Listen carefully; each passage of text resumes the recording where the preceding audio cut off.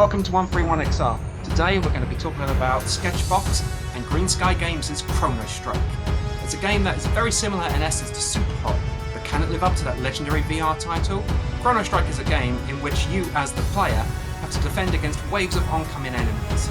The space in which you've been given to move around in is actually quite limited. You're not going to be walking through levels as you would with Super Hot. Instead, you're going to be more focused on a small area that you start the levels in. There's a wide variety of weapons in the game, from knives to swords to guns and even grenades, and each of them has different use cases. Now each level has a specific number of enemies with specific weapons that come on from specific locations, and the idea of the game is that you have to learn where they're coming and who is the most important aggressor for you to take out. You can take them out by attacking them with a sword if they get close enough, by throwing knives or shooting them with guns that you either collect from the area or that they drop after you've taken them out. But the idea here is to ensure that you are never taken unaware by a stray bullet or swipe from a sword or even an environmental object. You must be aware of everything that's going on around you at all times. This leads to situations where you may find you're repeating a level over and over again because you're caught unaware of something that's in a direction you haven't been looking in, or a new enemy that's entered the arena that you weren't paying attention to because you were concentrating on enemies that were there. As such, the game becomes kind of like a logic puzzle. You have to enter each area looking for who is the closest aggressor to you at that point. Be that bullets that are flying or enemies that are coming towards you, either a melee weapon or even environmental objects that are going to take you out. And in order to complete each level, you need to make sure that you're taking them out in the correct order.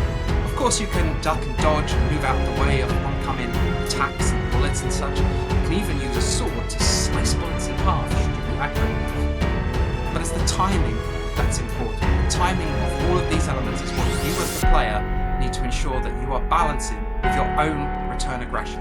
Be that firing a gun or slicing with your sword or whatever it may be. Maybe even just throwing a gun at the enemy.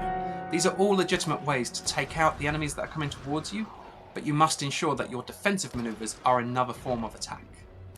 Of course, Chrono Strike is going to be compared to Super Hot a lot, and that's not without reason.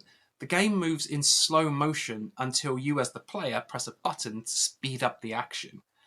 Now, the slow motion is always going. It is not a reaction to anything you do as the player, but the fast pace, the speed at which you can increase, is done directly by you pressing and holding the button. As such, the action will take place on a relatively slow scale until you press that button to speed up the bullets flying towards you, the enemy movement, the environmental objects around you. So you must ensure that you use this speed up mechanic at the right time to make sure that your attacks land, but the enemies don't. As stated previously, there's a wide variety of weapons that you can use in a game. You'll start with basic pistols and knives and swords and so on, but eventually you'll come across grenades and shotguns and much more besides. Each weapon has its own unique strengths and weaknesses. For example, the sword is able to slice bullets, but obviously guns are not. And while guns are long range, the only way you can kill an enemy at distance with a knife is by throwing it, which, that will depend on your accuracy. The game also features a two-player cooperative mode. But in our time with the game, it was really hard to find a cooperative match online. Even without that cooperative play, Chrono Strike is a pretty good time. If you're a fan of games like Super Hot, you should probably check it out. And of course, Fast Travel Games' Action Hero recently released, which you can check out in this video right here. Chrono Strike is available for MetaQuest headsets now, priced at £19.99, or your local currency equivalent.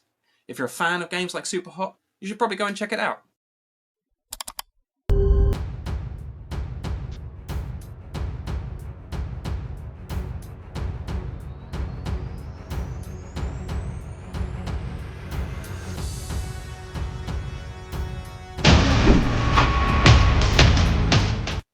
Welcome to 131XR, and today we're going to be talking about Grimlord.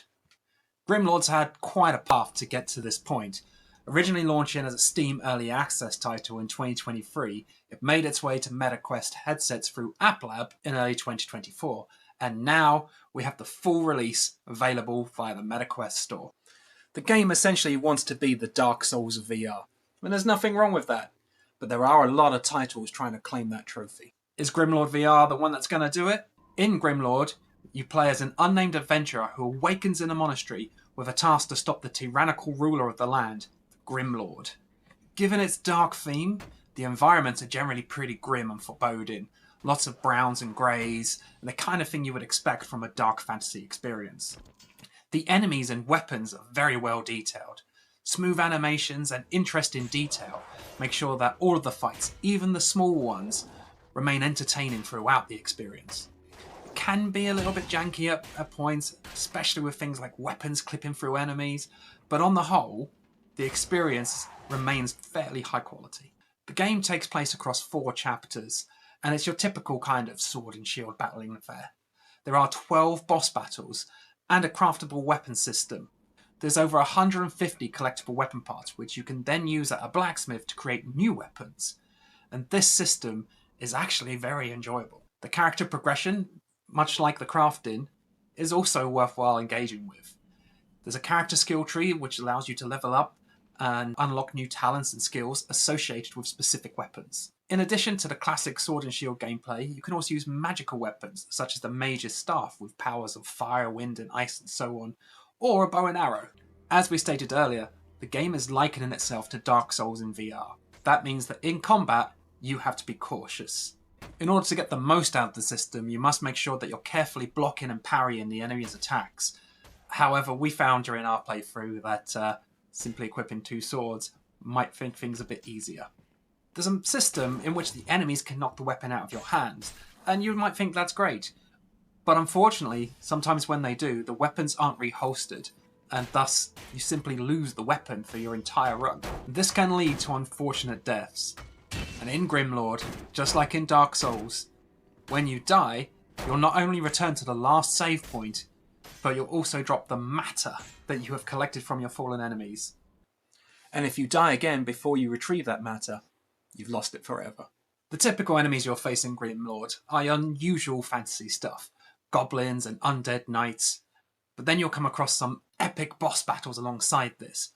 And it's these boss battles in which you have to put your skills to the test. Grimlord is not an easy game. Despite the fact that Grimlord is a linear experience, it does offer a fair amount of exploration.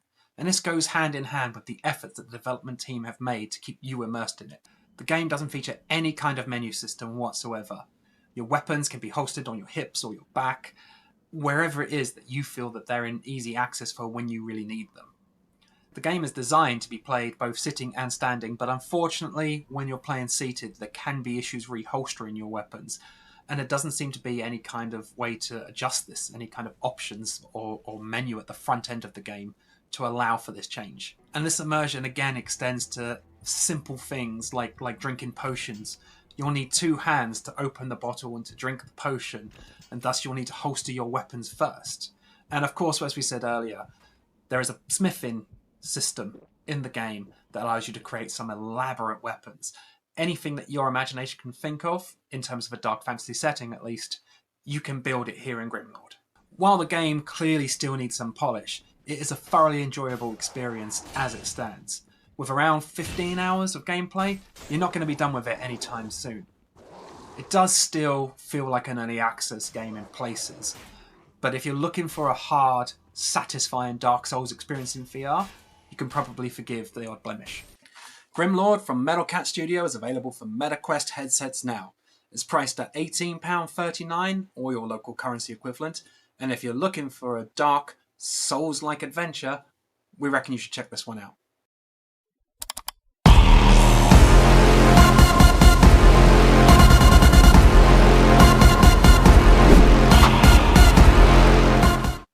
Welcome to 131XR, and today we're going to be talking about Mobile Suit Gundam Silver Phantom.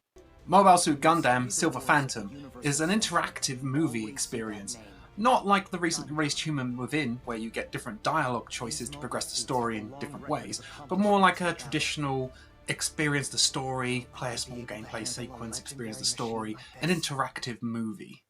The experience is heavily story focused, and you may be thinking that there's too much Gundam lore already out there for you to jump in at this point. I'm not the biggest Gundam fan in the world, but it didn't take me long to get up to speed. There's a brief synopsis of the universe and the war and factions and everything you really need to know to jump into the story at the point at which this experience is set. The visual style of the experience is actually very impressive. It's clearly been designed with fans in mind. It's a labour of love for those who have worked on it. There's a real sense of scale to the mobile suits, and also the interior designs of the cockpits are very detailed. The use of 2D visuals within these cockpits is very well balanced. You get a great sense of what is within your space and what is outside of your limits of interactivity. However, there is an issue with some of the cutscenes. They often feel like it's a traditional 2D anime that's kind of been shoehorned into a VR experience. In terms of gameplay, it's pretty basic stuff going on here. You're utilising wrist-based buttons and cockpit levers and really simple interactions in order to progress the story. There are a range of activities that you're asked to engage in, but they're very limited in the way in which you will do that engagement. There's no locomotion in the game, and you don't actually fully control the Gundam. Battle sequences provide access to different weapons, but always individually. You never really get a choice of what you're using and how you're using it. There's no tactical initiative available to you. In addition to the core game, there's an MR Battle gameplay mode. Here you get to control various different toy-sized Gundams in miniature mixed reality battles. So they're taking place in your own space, be it your living room or your kitchen table, watching these little Gundam models fight each other in different sequences. Here, there's 3 acts split into 3 individual levels, plus a boss fight at the end. You can use your laser cannon, missiles, and your sword to take out enemies in whichever way you see fit. It's pretty similar to another VR game called Yuki. I'm sure many of you have experienced this. To round it off, there's also the arena mode, which allows you to replay specific sequences from the story. You can choose between 2 different Gundam cockpits, you can battle up to 4 different bosses, and you can choose between either a rifle battle or a sword battle. There's 3 locations to choose from for these battles, so you can mix things up a bit. It does add a degree of replay value, but honestly it still doesn't provide all that much depth.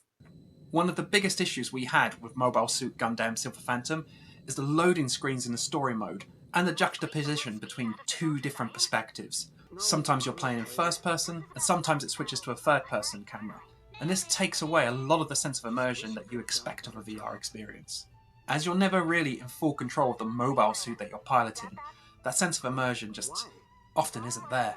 And given that the story mode is only 2 hours long, if you're not already a fan of Gundam, there may not be that much here for you. Mobile Suit Gundam Silver Phantom is available now for MetaQuest headsets. It's priced at £13.99 or your local currency equivalent. If you're a fan of Gundam, we recommend you check it out. Otherwise, maybe it's not for you.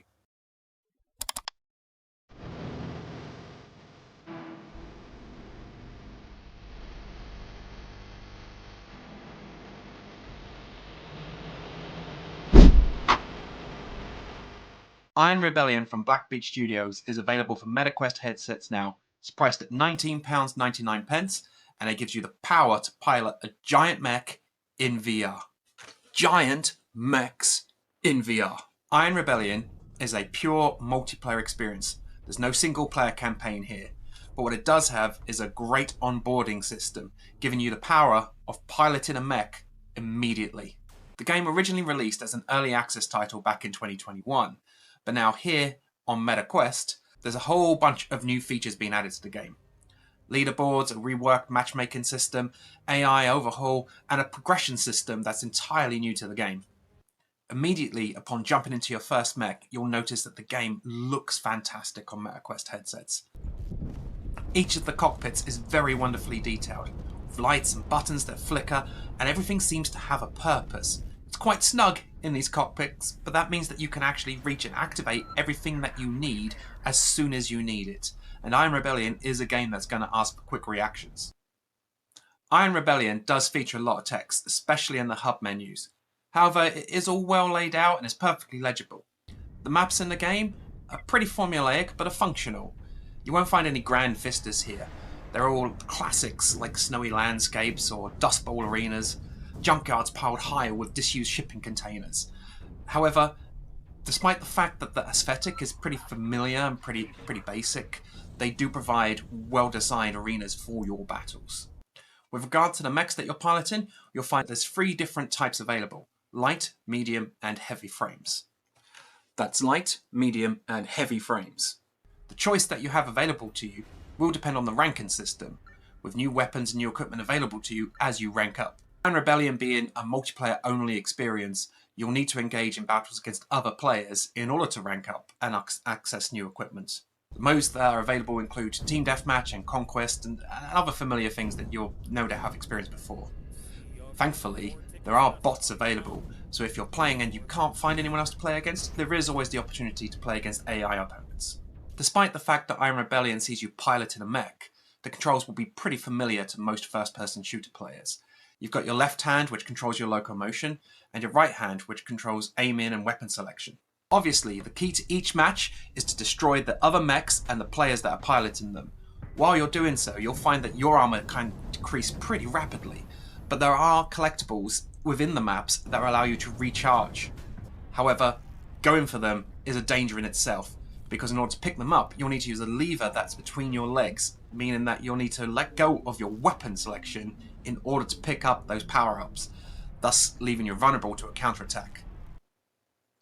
But actually doing the repairing is a pretty big risk in itself. When you've actually collected these items and you want to do your repairing, you're going to have to find a safe spot on the map, which isn't often easy. Upon doing so, you need to press several buttons and select the area of your mech that you want to repair, and then take the time to actually initiate that repair. This is a really good risk-reward system that's built into the game. Are you going to carry on going while you're vulnerable and try and find yourself that location? Or are you just going to, go for the kill and hope that you survive long enough? Iron Rebellion does really well at immersing you in the experience. You genuinely feel like you are piloting a giant robot warrior. All of the mechs have a great heft to them, and you can feel the stomps on the ground as they're moving forward. There's plenty of levers and buttons and switches in the cockpit, but though you'll get familiar with them all pretty quickly. There are plenty of the ingredients in here that make Iron Rebellion feel like a great mech shooter in VR. However, it is multiplayer only. While the ability to play against bots is nice, it would be wonderful to have some kind of single-player campaign experience alongside this. All in all, for mech shooter fans out there, Iron Rebellion is a great VR experience and comes highly recommended by 131XR. Iron Rebellion is available for MetaQuest headsets now, priced at £19.99, or your local currency equivalent. We highly recommend you check it out.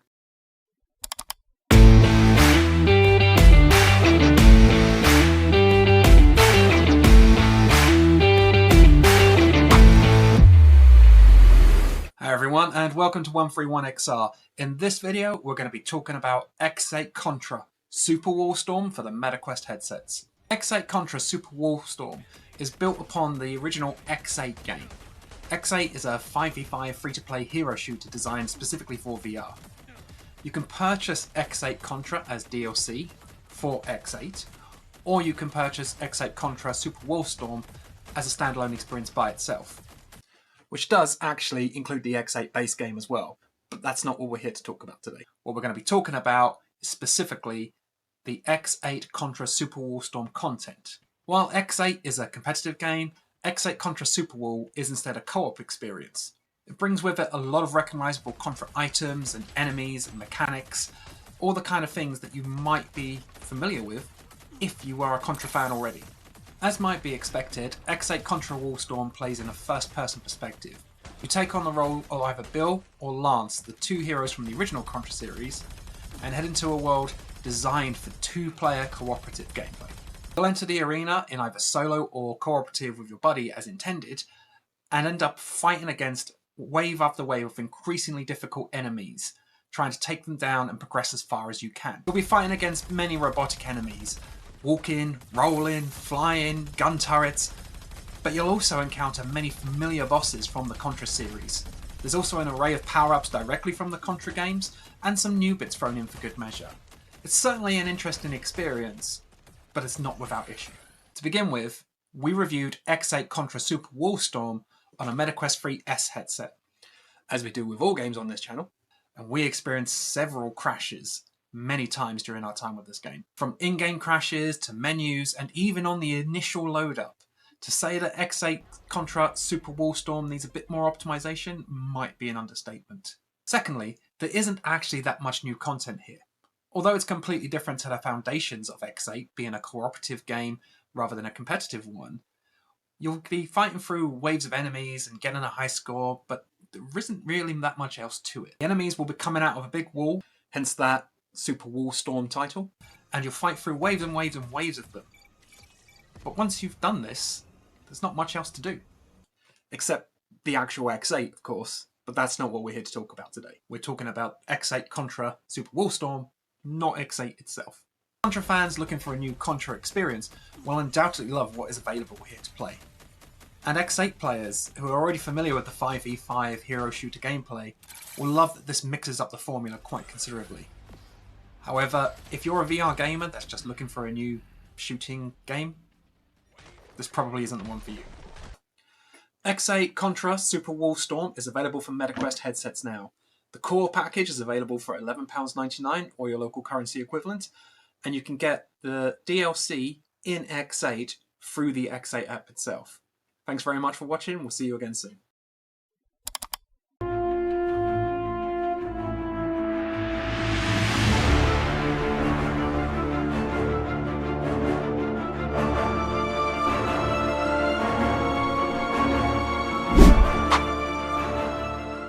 Welcome to 131XR, and today we're talking about Gunshooter Defense WWI. That's a name that's a bit of a mouthful, and the game itself? Well, it's an interesting take on the topic. Gunshooter Defense WWI, to be fair, is an early access game. It's priced at just £3.99 and has recently launched on the MetaQuest store. With those caveats, you might know what we're getting into here. The game is an arena-based wave shooter. You do have some options to move around the arena, but it's very limited. There are in fact only 2 maps in the game at this point. One in which you're standing next to a beach as waves of enemies come over the horizon into your field, and you must take them out before they reach you. The second of which is when you're on a boat out at sea, and your ship circles another ship, and you must shoot off the enemies that are on that ship. It's pretty straightforward and pretty simple, and very, very basic. As you're standing in these arenas and taking on the waves of enemies, you will have a group of teammates with you, and you would hope there is some kind of level of camaraderie, some heightened immersion by having these other figures around you. But sadly, there is about 4, maybe 5 lines of dialogue that they utter very rarely when you make a good shot or when one of your teammates does get taken out, and they really have very little impact on the game. At the end of each level, there is a statistics screen that appears that shows your kill ratio. Now, I've come to assume that that is how many of the enemies you killed and how many your teammates killed, delivered as a percentage. However, I can't be sure, because the game doesn't actually have any of this information. It never actually tells you what is coming, what anything means. You're just put in this field, given your guns, and off you go, shoot the bad guys. And when I say given your guns, I mean you're given 2 guns, 2 pistols, 2 revolver pistols, and that's all the weaponry there is in this game. Now again, this is an early access title, so hopes would be that more guns and more armaments and more levels and more enemies and so on are going to come at a later stage. But right now at this point, this is all you've got. 2 pistols that you reload manually. Yeah, when you're putting the bullets back in, they are kind of stuck to your other gun. So it's a case of shuffling your 2 guns together in order to reload each weapon. It's a bit odd, but it does work. Now, in terms of the enemy AI, it is poor. The enemies will come to a certain point and then kneel down and begin their shooting. Now, this is World War I, so it's not like they've got huge automatic weapons or anything. It's rifle-based, even though you have pistols. Now, while they're kneeling down, they're pretty easy to take out before you get hit. Eventually, some of them may stand up and start running towards you, just making them bigger targets as they will not fire while they're running. Makes it pretty simple to choose your priorities on what to take out at which point. As you progress through the levels, the maps will simply repeat themselves. You go from your green field adjacent to a beach to the boat, to the green field adjacent to the beach, to the boat, to the green field adjacent, and so on. And to say it becomes annoying is to put it mildly. The only thing the game does in order to change things up from your single weapon option on your 2 available maps is to increase the difficulty. And that's not a case of changing up the formula at all. It's simply making the enemies more aggressive and their bullets do more damage. The options you've got for taking cover and hiding and running around, to distract the enemy, are basically non-existent. There is some movement available in a level where you're stood next to the beach, but it is very limited by invisible walls. On the boat, it is frankly horrendous. You have a small box, which again for some reason is limited by invisible walls, despite the fact there is clearly several feet in front of you towards the edge of the boat. Having invisible walls in a medium that's all about immersion kind of ruins the effect for me. So the level design and the AI design do definitely need some work here. The fact that you only have one gun option for the whole game definitely needs some work here. Despite the fact that the game is in early access and is priced at just £3.99, it's incredibly difficult to recommend this to anybody. There are wave shooters in VR that are significantly better in all areas than Gunshooter Defense WWI that have been available for almost a decade at this point. And while some of them may be a little bit more expensive, the older games certainly you can get at a discounted price now. So while £3.99 or your local currency equivalent may seem like a good deal, do some exploring around the store. Just because a game is 2, 3, 4 years old doesn't mean it's a bad game, and it's certainly not difficult to be more comprehensive and more varied than Gunshooter Defense WWI. Gunshooter Defense WWI is available for MetaQuest headsets now, priced at £3.99 or your local currency equivalent. And despite the fact the game is in early access, it needs a lot of work before we could recommend this game to anyone. As far as 131XR is concerned, we played this game so you don't have to.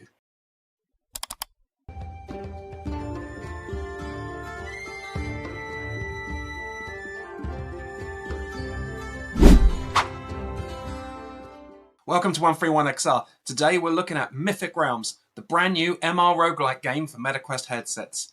The game has just launched right now, but is it worth your time? Is it a brand new experience, or is it the exact same thing that you can probably expect from that setting? Keep watching and you'll find out. As stated, Mythic Realms is an MR roguelite experience. Now, roguelite as a genre is a game in which, the type of game in which you adventure through dungeons, and if you're successful, you get great rewards.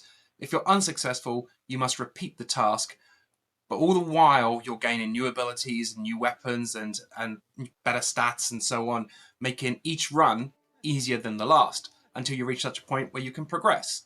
It's a simple formula and one that can become quite addictive, and in Mythic Realms, it's no different. There's loads of different weapons and statistics and items that you can get in order to power your runs, to the point where the enemies that you face at the beginning of the game will become one-hit kills a few hours in. It's a simple system, and it's one that has proven to work many times before, and Mythic Realms isn't tampering with the formula too much. Now, of course, it is a VR game, which means that the weapons that you use and the items that you can gain and whatever else are more immersive, they're more interactive. You must actually swing your hands to attack enemies rather than press the buttons. And there are symbols on enemies, little arrows that appear, little triangles that appear, that tell you when an enemy has a weak spot. Now, this weak spot doesn't necessarily mean massive damage, but what it does mean is you could potentially stun the enemy, allowing a flurry of attacks without fear of getting struck back. In terms of being struck back, it is often quite difficult to tell when an enemy swing is actually going to hit you. And oftentimes, it's difficult to tell when that swing has hit you. The indication as to the damage that you are taking is problematic. There's not enough feedback to the player. While your strikes landing are spraying numbers everywhere, and you can tell exactly how much damage you're doing if you're using the right kind of weapon and so on. But damage that's coming back towards you, it's a little less obvious as to what's happening. So much so that several times during my playtest for this review, I would die and not be sure why. I was like, well, a minute ago I had half my health left remaining, but now suddenly it's all disappeared. So this is an area I think does need to be worked on for Mythic Realms. But it doesn't take away from the fact that the gameplay loop is enjoyable as it stands. The main part of the game, the dungeon runs, are all taking place in MR. Now, for this review, we tried the game both in wide open rooms and also smaller rooms, and the game does work regardless of the environment that you're in. Obviously, giving more room to swing your weapons and to pace about and so on. And when you've got large amounts of enemies in your vision, having that larger space to maneuver does make the game significantly better. But that's not to say it's not playable in a small room. Contrary to many MR games, Mythic Realms does adapt to the size of your space quite well. And so we would encourage you to enjoy this experience in MR, regardless of whether you have a larger space or even a smaller space. The dungeon runs, as we state, are playable in MR, but the core hub system of the game is actually a completely VR world. Now, this is an environment in which you can get your side quests, you can engage with NPCs, you can buy upgrades, you can build new buildings to improve the world and subsequently your statistics, making each subsequent run easier. Between each stage of a run, you'll have the option as to whether you want to continue battling or try and get resources or attend your campfire for healing or several other different opportunities. Now, which one you choose will completely depend on the status that you have after each battle you encounter. If you're low on health, you might want to be cautious, or if you're near a boss, you might just want to push for the aggression. Now, this hub world does take some time to get going. It's quite slow to begin with. You will need to do several runs before you can really see any kind of changes coming about from this. The size of the world is quite expansive. It's not surprising that the developers have chosen to make this element VR because it gives them much greater control over where you're going to get your side quests, where you're going to interact with NPCs, where you're going to engage in new missions, where you're going to upgrade your items and abilities and so on. But I'm not quite sure why it's so expansive. Maybe I need to do another 50 runs in order to get further and understand why this area has to be so big. But essentially, when you're returning, you'll find that it can be a little tiresome having to march all over the place before you get into your next run. Personally, I would have preferred it if it was optional. If when you return after a run, either successful or you've died, you can say, right, okay, well, I've got everything I need for this. I'm going to just plonk it here and complete that side quest, rather than having to move back and forth to the area in which you got the quest, commit to the upgrade or commit to completing the quest, and then returning to the main quest board before going back into a level. The level variety that's on offer in Mythic Quest is actually quite decent. In this video, you'll see that we have only included footage from the very first stage. We don't want to spoil any surprises. The way in which the game essentially decorates your room is super impressive. You'll find there's loads of variation in the way the set dressing is put around, and it is very accurate to your room. The game scans your room before going in a similar fashion to many MR games and HoloLens before it. And as such, the environmental detail that appears, it is quite believable. The enemy models as well, though sometimes the animation can be a bit stilted in a smaller environment, in a smaller room. In a larger space, they are actually very impressive, the way in which they maneuver around the environment that you have available to them. Mythic Realms is not a new kind of game. As we said before, roguelites have been going for many years, and Mythic Realms sticks pretty firmly to the roguelite formula that you would be familiar with. However, this experience in MR, and on the scale that Mythic Realms offers it, is very impressive. If you're looking for a new MR experience or a new roguelite experience on a MetaQuest headset, this is a game that comes very highly recommended. There are some issues which do need to be addressed, but we're pretty confident those small issues won't impact your enjoyment of the game. Mythic Realms for MetaQuest headsets launches today, and we recommend you go and check it out.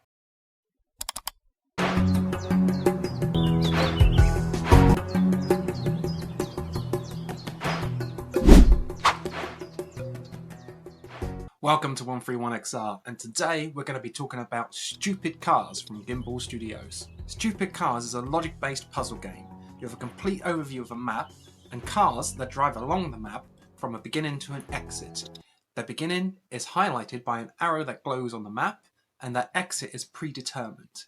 They're always going to follow the same route to get to that exit. The catch is that these cars will drive automatically and won't stop, no matter what. So you have to control the speed of the cars to ensure that they don't crash into one another. It sounds simple, and it is quick to learn, but it's very difficult to master. I, in fact, was not very good at the game, but I still had fun progressing through the levels, at my own pace. As you continue through the levels, you'll find there's a nice variety of maps, all kinds of different arrangements, different road layouts and backgrounds to keep you entertained. You'll also find there's different kinds of vehicles available. For example, the early stages feature buses, of which you cannot control the change in their speed, and then motorbikes, which will always turn right. When you first encounter these, you're on a map which has 4 lanes coming into a roundabout, and as they will always turn right, you have to try and remember which exit they're going to go off at the roundabout. This may sound easy, but when you've got 15 different vehicles on the map, all trying to go around the roundabout and find their exit, you have to remember very precisely which entrance they came from before you allow any more onto that roundabout. The game is based on a high score system. You get points when you get cars or vehicles to the successful exit, and there's gold vehicles which are worth double. You can also get bonus points for things like close encounters or overtakes when a fast car changes lanes to overtake a car in front of it. And there's also a turbo mode which ramps up the speed significantly but also gives you double points. As is a high score chase, it's very tempting to enable these modes and start doing as many risky maneuvers as you can, but of course that often results in collisions you weren't expecting. The game features pretty simplistic visuals, but they are also nice. There's a VR backdrop which is literally just a darkened room so you can concentrate on the action in front of you. There's also a mixed reality mode included in the game. However, in our experience, the game did stutter considerably when using mixed reality, and thus, in a game that's all about timing, it might not be the best option. As we said at the beginning of this video, Stupid Car was made by Gimbal Studios. Now, according to the credits, Gimbal Studios is actually only 2 people. Stupid Cars from Gimbal Studios is available for MetaQuest headsets now. It's priced at £4.99 or your local equivalent, and available on the MetaQuest store. We recommend you go check it out.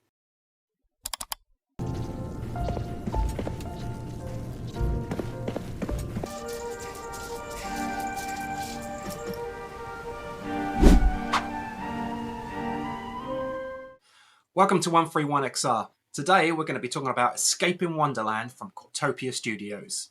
Over the years there's been many video games based on Through the Looking Glass by Lewis Carroll, more commonly known as Alice in Wonderland. Some of them have been movie tie-ins that weren't exactly amazing, and then on the other hand we also have Alice Madness Returns, which is a very dark platformer for consoles and PC. Escaping Wonderland is a bit different to what we've seen before. It's a family-friendly puzzle adventure. The game features a brand new storyline, with Molly trying to find her way home after she returns to Wonderland. The game features 8 chapters, and you have the ability to travel between them through an elevator system. Each of the chapters maintains a diorama style of immersive environments that the original game was famous for. Each level appears above the other one as you ascend out of the dark hole that you found yourself in. The puzzles in Escaping Wonderland are very well thought out. They're designed to be challenging, but not too difficult. The game features an interesting hint system. As you progress and the puzzles become more elaborate, you can use up to 3 hints, each of which offers more detail than the last, helping you to get through each of the puzzles one by one.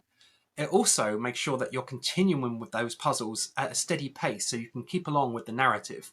And of course, that narrative is very important in this game. Depending on the puzzle that you're encountering, it can switch between first and third person to give you a better perspective of the world. And you can manipulate the environment in many different ways. For example, at certain points, there'll be vines that pop out the wall, allowing you to pivot the world around you, and thus potentially find some hidden secrets. As mentioned before, Escaping Wonderland is actually an original story based on the Alice in Wonderland tale. You'll get to meet and converse with familiar characters such as the Cheshire Cat. As you do so, there are conversations that will occur in the game with multiple possibilities for responses, and thus, potentially, leading to multiple playthroughs as you seek out these different interactions with different characters. The original Down the Rabbit Hole was commended for its very unique and colourful art style, and Escaping Wonderland is no different. There is a very intricate level of animation that goes on in this world to make the characters believable. It gives you the feeling of a living, breathing world that perfectly emulates the quirkiness of that original source material. Escaping Wonderland from Cortopia Studios is available for Quest headsets now. It's priced at £15.99. We recommend you go and check it out.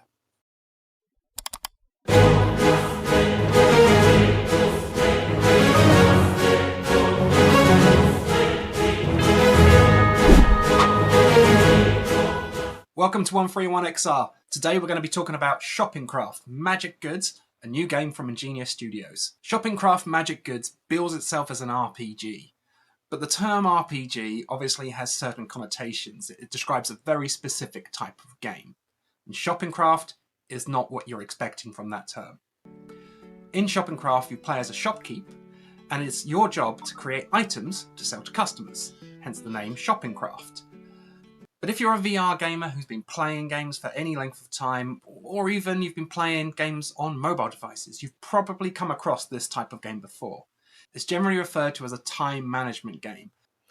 If you played the likes of Burger Time or Diner Dash on mobile, you pretty much know what to expect here, except of course now it's in VR. As you play the game, customers will approach your shop counter and request specific items, and it's up to you to use the environment around you to create those items and fulfill the orders. During the course of the game, you'll be grinding up flowers with a pestle and mortar, stirring pots to make magic potions, using a hammer to create swords and axes, and even enchanting items to make them magical. Once you've created the items, you'll give them to the customer and fulfill their order, and another customer will approach. It's all pretty familiar territory, both outside of VR and in VR, and while ShoppingCraft Magic Goods doesn't do anything egregious, it also doesn't really do anything to stand out from the crowd. As you progress through the levels, you'll unlock new items to craft with. Most of the interactions will be things like pulling levers, or stirring pots, or hammering, or cutting, or so on. And these new items that are added generally revolve around the same kind of interactions. There's not much that's going to push outside of your familiar comfort zone within this kind of genre. Honestly, it's all pretty formulaic stuff. Even the fact that ShoppingCraft Magic Goods features 4 gameplay modes, from the Zen mode, which is no timer at all and you can just take things at your own pace, to the survival mode, in which the timer is everything. Even the fact that it has these 4 different gameplay modes doesn't really push ShoppingCraft above the competition. The fantasy aesthetic of the game is nice. You'll have all kinds of weird creatures and orcs and goblins or similar mages and what have you approaching your bench and asking for specific items to face whatever challenge that they are facing. But realistically, the looks of this game still don't make it stand out. There are other games that do similar things with a similar aesthetic. Ultimately, if you're looking for a new time management game in VR, ShoppingCraft Magic Goods is a pretty good time.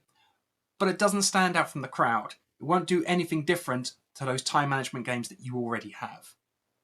ShoppingCraft's Magic Goods is available now for MetaQuest headsets, priced at £11.99 or the equivalent in your local currency. If you're looking for another time management game, it might be worth your time. However, if you've already played this kind of experience, don't be expecting anything new here.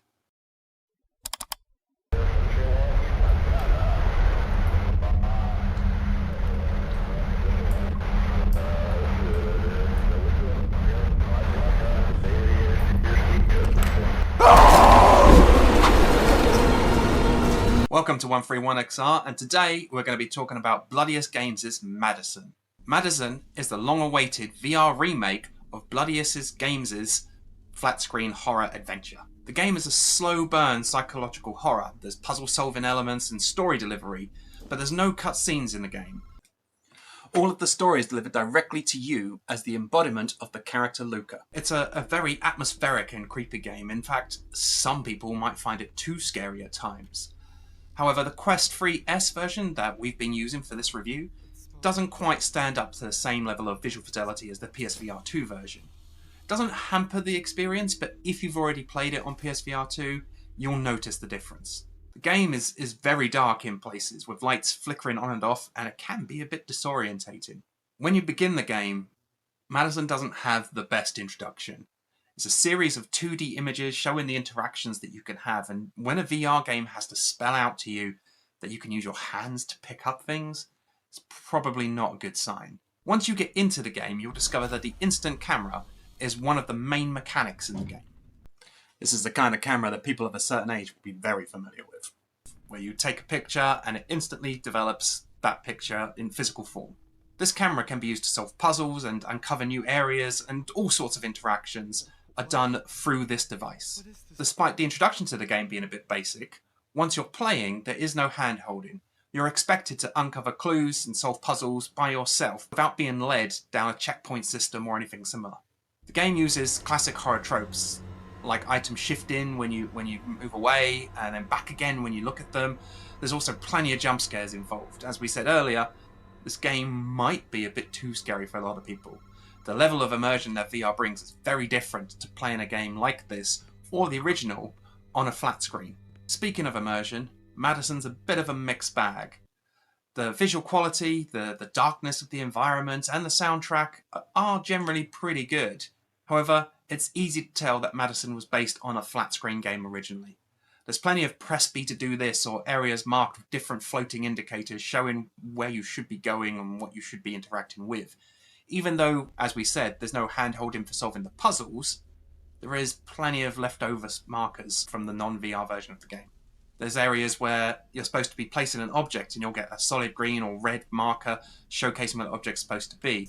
And this just feels lazy. It takes you out of the VR experience and it makes you realise that this, in actual fact, is just a video game.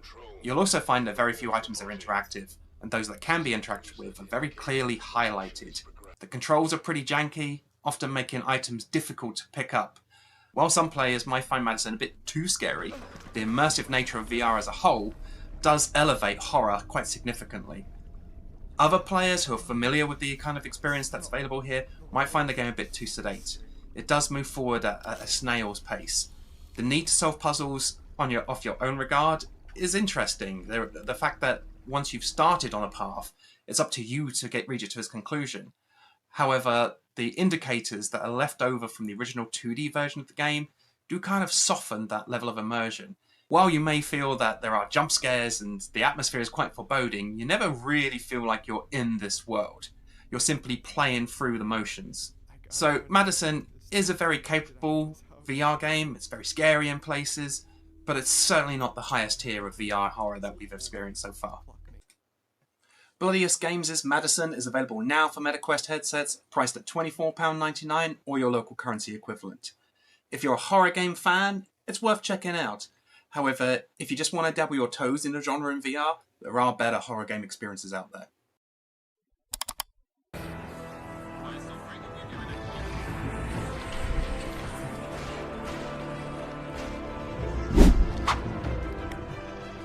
Deep Cuts is a new MetaQuest game that's available to download now. This is a game where, if you kind of imagine the freeform of Bone Lab, but add in a campaign, it's kind of what you get. But can it live up to the highly regarded reputation that Bone Lab already has? Or is it just a Me Too title? Watch this review to find out. So Deep Cuts, like many titles that seem to be around right now, is set in the idea that you are creating scenes to go into a film. There's a variety of different environments and different movies for you to interact with. In this video, you're just going to see footage from the first one because we don't really want to spoil things. But as you can see, it's like Western style, and there's a Matrix style lobby and so on. Horror and adventure. You'll readily be familiar with the different kind of genres that are on offer, just like in Fast Travel Games' Action Hero, of which you can see our review here. But this is a different kind of game. While you're still recreating movie scenes, the idea here is the level of interactivity with the environment opposed to just the weapons that you have. Combat is a big part of the game, but there's much more to it than just that. Almost everything that you can see in the environment, all the set dressing, can be interacted with in some way. A lot of it's not particularly useful, but it can be engaged with. There are problems in VR where people create worlds and environments and they're meticulously detailed, but you can't actually do very much with them. We don't have that problem in Deep Cuts. Here, almost everything you see can be picked up and played with and engaged with in some way, whether it's meaningful or not. In terms of the combat, you have these zombie-like mannequin-esque enemies that are just repeated ad nauseum. The story explanation for this is that they are essentially moving green screens that anything can be projected onto. But of course, in reality, it's probably just a processing, saving mechanism. And it works. There's nothing wrong with it. The enemy variety, though lacking, doesn't take away from the appeal of consistently going in and smashing them up and shooting them down and so on. In fact, with them being mannequin-esque enemies, you can do it completely guilt-free. Now, in order to do this, of course, you've got to earn a variety of firearms and melee weapons and so on, and they're all thematic to the level that you're in. For example, in the Western footage that you can see here, we're using pistols and slow reloaded rifles and so on, whereas later on you'll have access to automatic weapons and much more elaborate gunplay. Also, the melee weapons are thematic. The melee weapons don't really have the kind of clout that you would hope, but they are still enjoyable. There are other games that have done melee weapons significantly better than deep cuts, but that's not to say that it's bad here. It's just not as fully involved as some titles have been. Now, about that campaign. Now, the way this works is essentially you enter an environment and you have a series of different objectives, scenes, to go and complete around this environment. And each one of them is different to the last. A lot of them involve standing on your mark at the start and then taking out bad guys. But some of them will see you collecting items or facing off against bosses or playing along with the story that you are trying to create in some way. Some of them will immediately launch enemies at you. Others will wait until you have instigated a specific action before they'll become people that want to kill you, or mannequins that want to kill you. And this is great because it allows you, on some occasions, to explore the environment and learn where all the weapons and the items that you can interact with are before you actually have to engage in combat. With a lot of games of this ilk, it is a case of trial and error. You have to go in, fail several times until you learn the path to go through. Deep Cuts doesn't really play like that. Deep Cuts allows you to improvise a lot more without the fear that the 5 minutes, 10 minutes that you've invested into the scene is going to have to be repeated in exactly the same way again and again and again. It's much more freeform. As we say, the game is going to be compared to Bone Lab quite regularly. And while some of the interactions aren't quite as satisfying as they are in Bone Lab, the fact that the game has a campaign and storyline and progression systems and unlockables and a huge amount of Easter eggs scattered around all of the many environments. Personally, I think Deep Cuts is pushing this genre forward. It's not to say that Bone Lab is outdated, but Deep Cuts adds to the formula more than it takes away. Deep Cuts was developed by Scythe Dev Team and published by Tiny Build, a very prolific publisher of indie titles. It's available on MetaQuest now, priced at £23.99 or your local currency equivalent. And if you're looking for a new VR experience that pushes the boundaries of this medium, there's no question, you should go download it right now.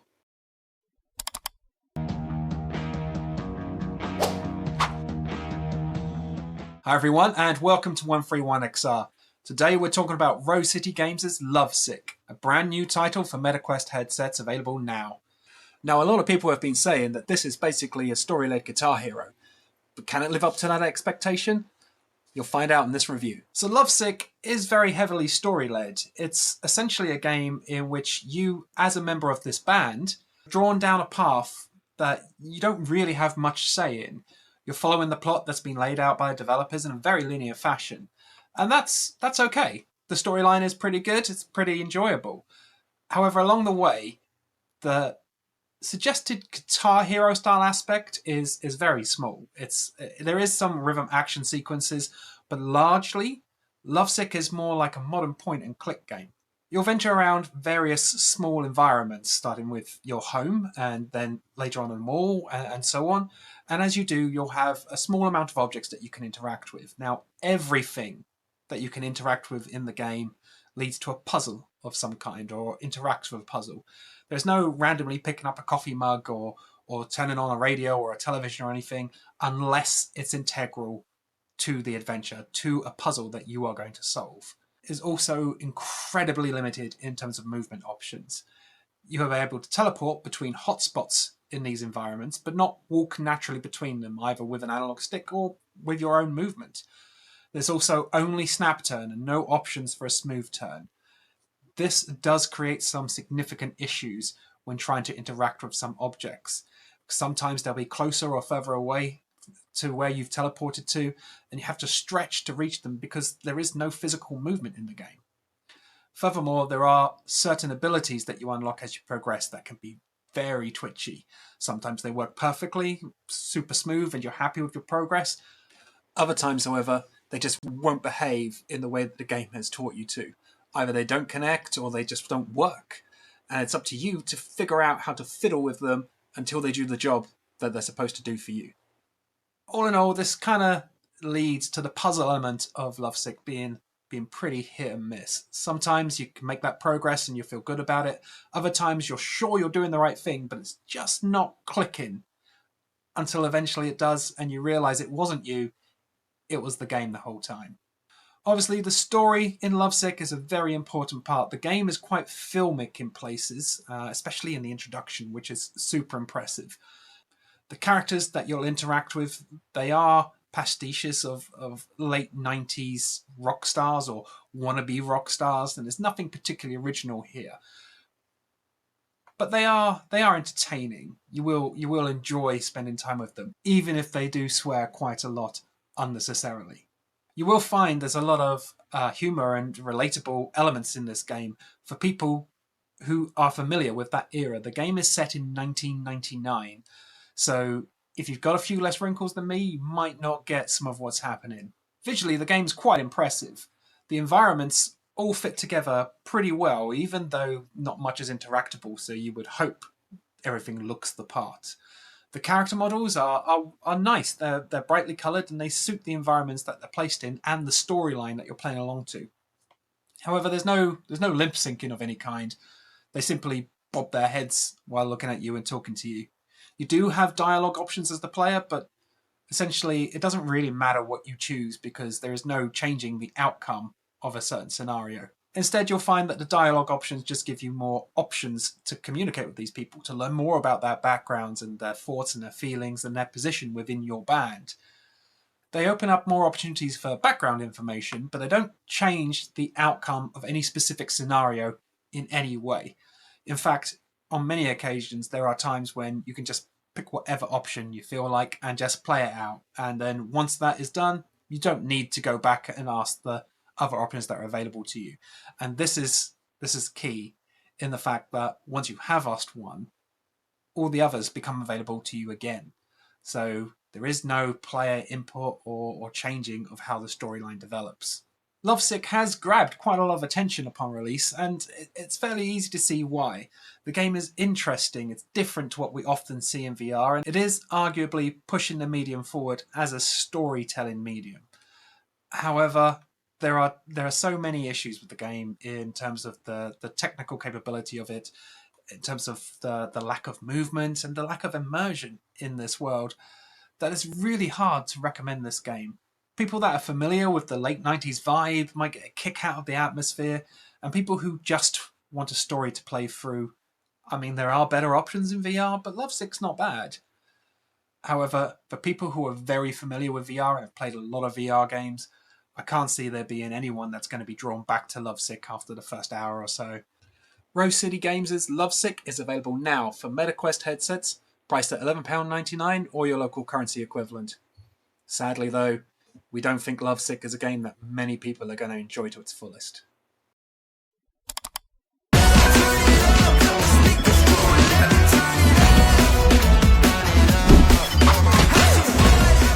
Welcome to 131XR, and today in this video we're going to be talking about Rogue Pinatas VR-mageddon. This is a new game released by Nerd Ninjas and available now for MetaQuest headsets. It's pretty basic, but as you'll see in this review, basic doesn't necessarily mean bad.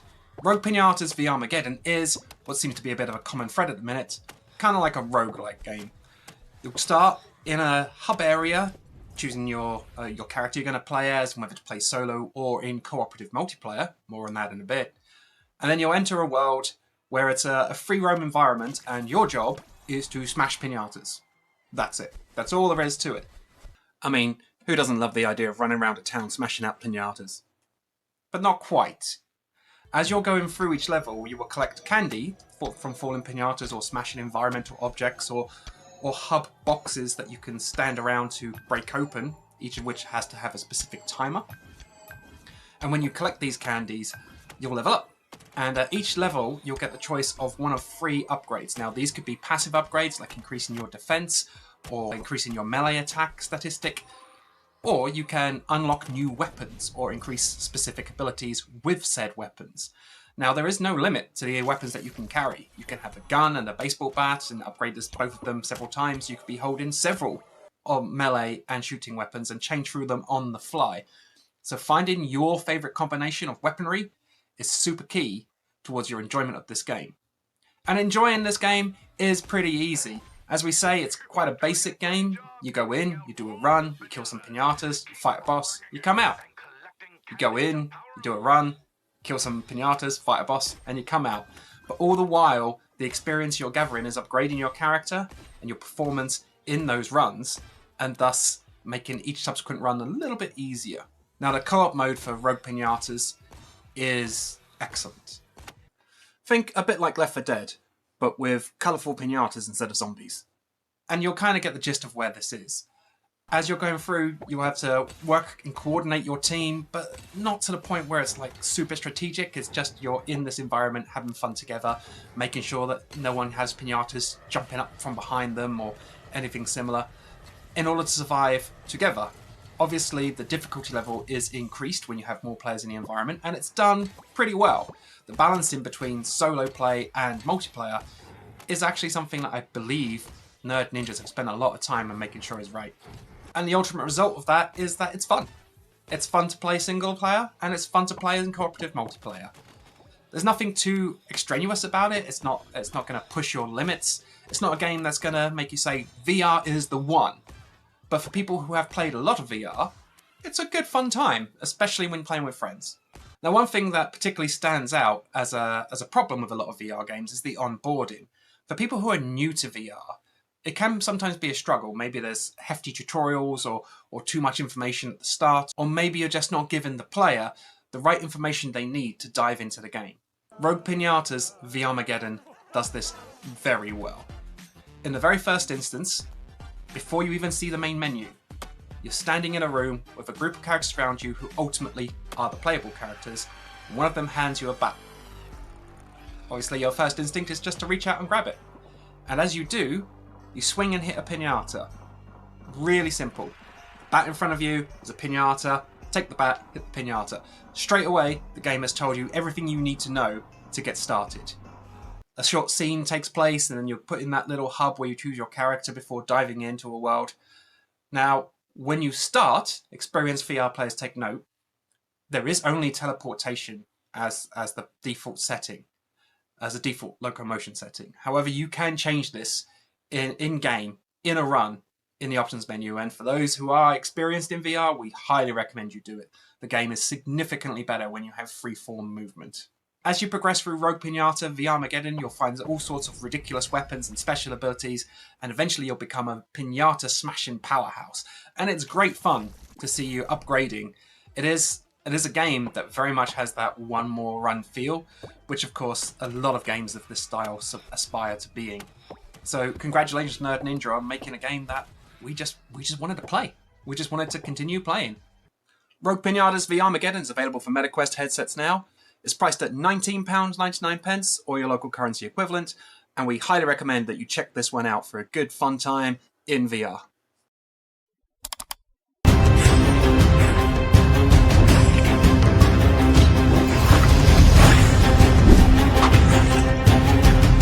Hello and welcome to 131XR's review of Hellsplit Arena for the MetaQuest.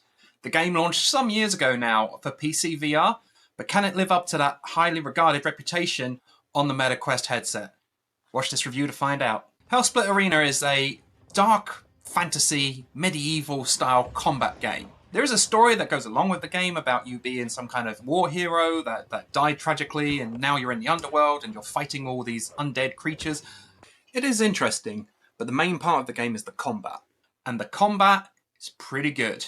The game will remind you of Grimlord, of which you can see our review up here. It's a game in which the player has all the agency. Nothing happens unless you are the one engaging.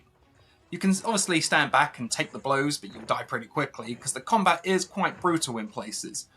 But that's the key. It is a brutal, combat-focused experience. You're not going to be exploring levels or deep diving dungeons. You're going to be going from your hub, where you can buy your upgrade, more on that later, into combat arenas to fight. That's what the game is, and that's what the game does pretty well. Concentrating on just these very basic aspects has made sure that they can be of a very high quality. While there are some bugs and glitches in the game, and the frame rate occasionally drops, and there's some issues with some of the character models occasionally, as you can see in the video footage here. By and large, the game has very high production values. Deep type games have gone very hard on the polishing the game to making sure that it looks good. And they've done very well. But also, they've made sure that the combat feels weighty. There are obviously moments where you'll swing your sword or fire your gun or whatever it may be, and it doesn't quite land as you expect, but by and large, the combat quality in Hellsplit Arena is of a very high standard. You can feel the weight of blows when you're attacking, and also the damage that you're getting when you're defending and you miss time, maybe a block or a shield attack. As I've already mentioned, we've got swords, we've got guns, we've got shields. Hellsplit Arena is no slouch when it comes to weapon variety. There are lots of different options, lots of both melee and ranged weapons for you to equip yourself with. And the way this works is that once you complete an arena battle, you go back to the hub with a new amount of cash. Not sure why they have cash in Hell. A new amount of cash with which you can purchase new equipment, be that weapons, armor, or potions. And all of these items you can take into battle, into your next battle, and are usable in combat. It's pretty straightforward. However, there are some issues with the onboarding process. There's no point at which the game instructs you where your weapons are. You have to figure out where they're holstered and how to activate them. For example, with potions, they have a mechanic where you have to hold a button to activate them, and a timer ticks down. But it doesn't instruct you of this. So you might be trying to remove the lid, you might be trying to use them as grenades. There's lots of different things you could be doing before you land upon how they actually function. And this exists across a lot of different weapons. Firing a gun, for example, there is no instruction on how to reload the gun. You have a kick maneuver, but the game never tells you what this is. One of the biggest advantages we found in combat was a shield bash. This is really good for stunning opponents. But we stumbled across it by accident. We didn't assume that it was possible that you could do this. We just went to block and found out actually, with that impact hit, we're knocking the enemies back and giving ourselves some breathing space. And often in the game, you'll find there's multiple enemies coming at you all at once. So giving yourself those few seconds to recalibrate and make sure that you're on the aggressive is a good idea. There is a training mode in the game, and you would have thought that this would be where the developers would have added in the essential elements of how to use weapons, how to equip weapons, and how to engage with the enemy. However, in reality, it's essentially just an exhibition mode. You can choose the weapons from those that you have unlocked in the main campaign, and you can choose the types of enemies and the amount that you will face. It's pretty simple stuff. There's no actual training here, it's more I'm just going to fight some enemies for a few minutes with no effect on the campaign that you're playing. And that's fine, but for newcomers to VR who haven't played a game like this before, they might struggle to find out exactly how to engage in combat. Of course, once you've figured all this out and you get into the true flow of the game, as we've said, the combat is genuinely a very, very good experience. There are flaws, as we've mentioned, bugs and glitches and frame rate drops and things, but we're sure that the developers who have continually supported the PC edition of the game for several years will also work to bring up the MetaQuest standard. The dev team have already promised future content updates, including new enemies, new weapons, and even mod support on MetaQuest. So we're confident that the version that we're playing now, which is already a good standard, is only going to get better. Hellsplit Arena is available for MetaQuest headsets now, as well as the original PC VR version. If you are a MetaQuest user and you're looking for a new combat experience, we highly recommend you check this one out. The Living Remain is a brand new zombie shooter available for MetaQuest headsets now. There's a lot of zombie shooters in VR though, so can The Living Remain stand up to a competition? Continue to watch this review and you'll find out.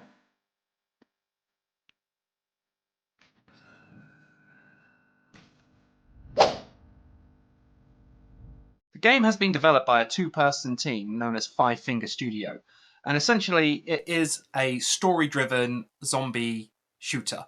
It's a very linear game where you'll progress through combating zombies and then trying to find a route to move forward, and story pushing you along all the way. A story in which you are a lone survivor in this zombie apocalypse that has to wage war against the undead. It's pretty standard stuff. And that goes for the gameplay too. All the mechanics that you're used to about holstering weapons and picking up ammo to store in your backpack over your shoulder, all that kind of jazz will be familiar here. There's a certain amount of exploration in the game. Despite it being linear, you do have to check the environs to make sure you're picking up all the ammunition and health refill and whatever else it is you're going to need for each next section. And the game's tutorial does teach you this well.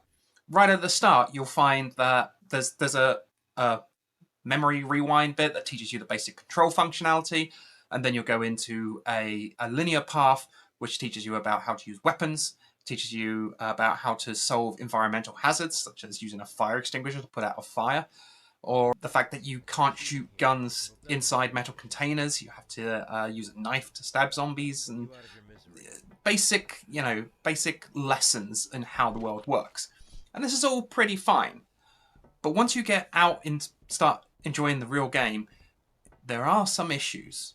While the headline is of course going to be picking up guns and shooting zombies, you'll find that a large portion of the game is actually about the exploration and solving puzzles to unlock your progression.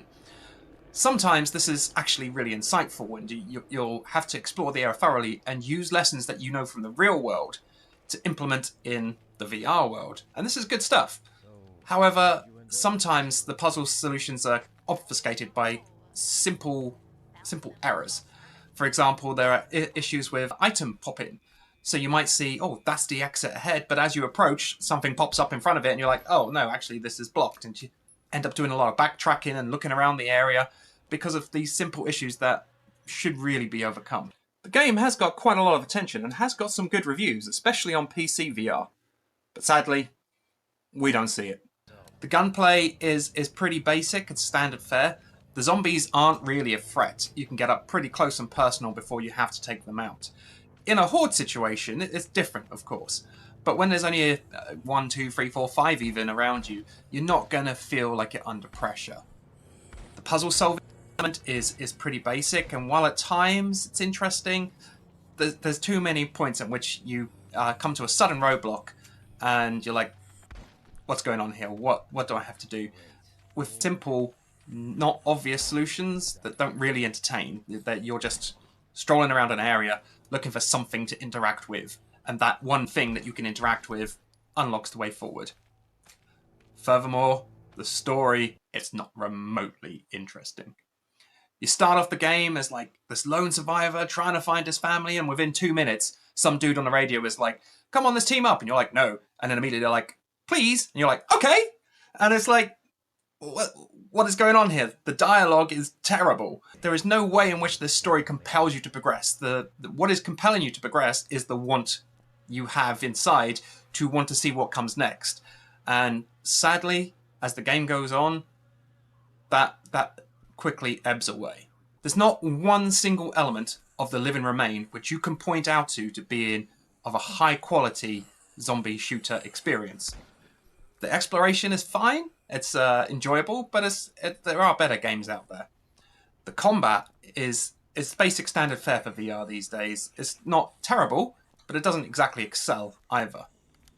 And the story, as we've said, it's not worth your time, frankly. And in terms of audio-visual quality, the game is actually pretty good. Has some really nice backdrops, but the actual up-close environmental detail is pretty lacking. The zombie models are good, but the animation is a bit stilted. And of course, while the quality of the audio is high, the dialogue is awful. The Living Remain is available for MetaQuest headsets now, and honestly, there are significantly better VR zombie shooters out there. While it does have some sparks of hope and potential, this is a full release that's coming to the MetaQuest headset and simply does not live up to the competition. The likes of Arizona Sunshine or The Walking Dead Saints and Sinners are far superior, and of course, they have bigger budgets and bigger teams. But The Living Remain is trying to go headfirst against these titles, and there's nothing about the game that makes you think, actually, this bit stands out. This one part of the game is worth enduring all the jank elsewhere for. So sadly, from us here at 131XR, The Living Remain is a no.